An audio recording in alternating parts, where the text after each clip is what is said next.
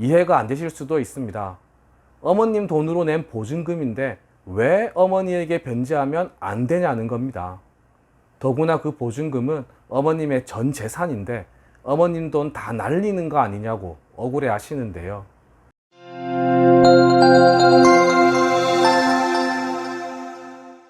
안녕하세요. 노태불 변호사입니다. 오늘은 사례 하나를 먼저 말씀드리겠습니다. 실제 저희 상담 사례인데요. 이분은 오래전에 어머님께서 오피스텔 보증금을 내주셨습니다. 그런데 여러 사정으로 개인회생을 준비하게 되셨고 오피스텔은 계약기간이 종료되는 시점이었고 부모님 집으로 다시 들어가기로 한 상황이었습니다. 이 시점에서 저희에게 문의를 주셨는데요. 오피스텔 임대인으로부터 받은 보증금을 어머님에게 다시 드려도 되냐는 질문이었습니다. 보증금이 어머님의 거의 전 재산에 가까운 돈이라고 하셨는데요. 일반적으로 보면 부모님께서 자녀의 원룸이나 오피스텔 보증금을 대신 내주는 경우는 많습니다. 계약기간이 끝나고 이를 다시 돌려드리는 것도 어찌 보면 자연스러워 보입니다. 그러나 개인회생에서는 문제가 될 수 있습니다. 편파 변제의 문제인데요. 오늘은 개인회생에서 발생할 수 있는 이 편파 변제의 문제에 대해서 말씀드리겠습니다. 조금 전에 말씀드린 사례는 참 딱한 경우입니다. 어머님께서 보증금을 대신 내주셨으니 보증금을 받으면 다시 돌려드리는 게 어찌 보면 당연해 보이는데요. 법원에서는 그렇게 보지 않습니다. 약간 법률적으로 접근을 해보겠습니다.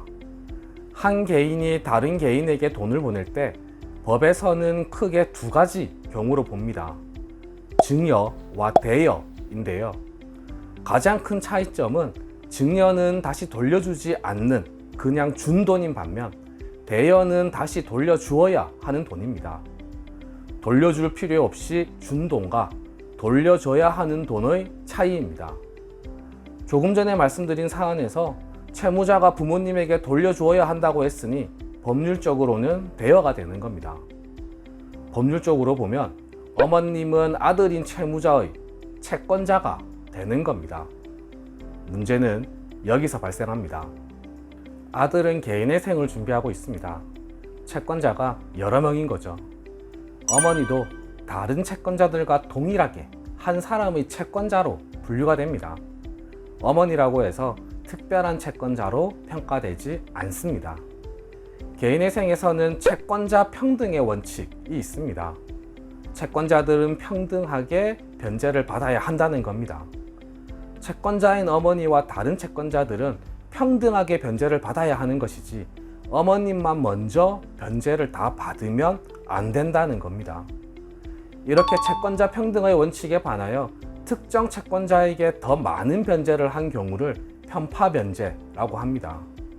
말씀드린 사안에서 저희는 개인회생을 하시려면 어머님에게 보증금을 변제하면 안 됩니다 라고 상담을 해드릴 수밖에 없습니다. 이해가 안 되실 수도 있습니다. 어머님 돈으로 낸 보증금인데 왜 어머니에게 변제하면 안 되냐는 겁니다. 더구나 그 보증금은 어머님의 전 재산인데 어머님 돈 다 날리는 거 아니냐고 억울해 하시는데요. 저희도 가슴은 아프지만 어쩔 수가 없습니다.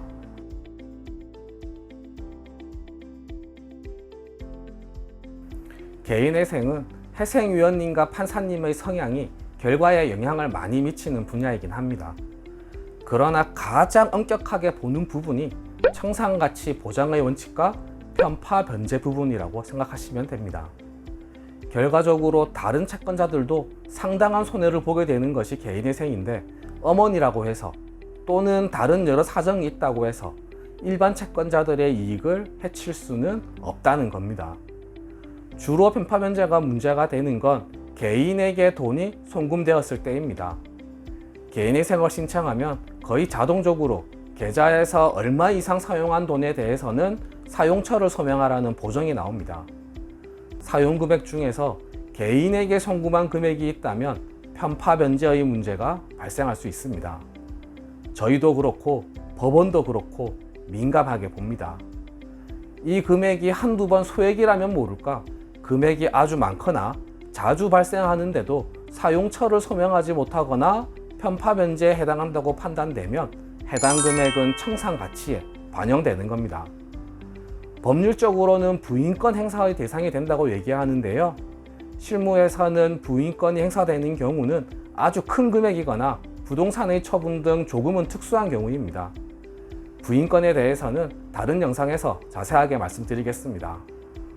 실무에서 대부분은 현금을 개인에게 송금한 경우에 편파 변제의 문제가 발생하게 되고 편파 변제로 인정받게 되면 해당 금액은 청산 가치에 반영되는 형태로 진행된다고 생각하시면 됩니다.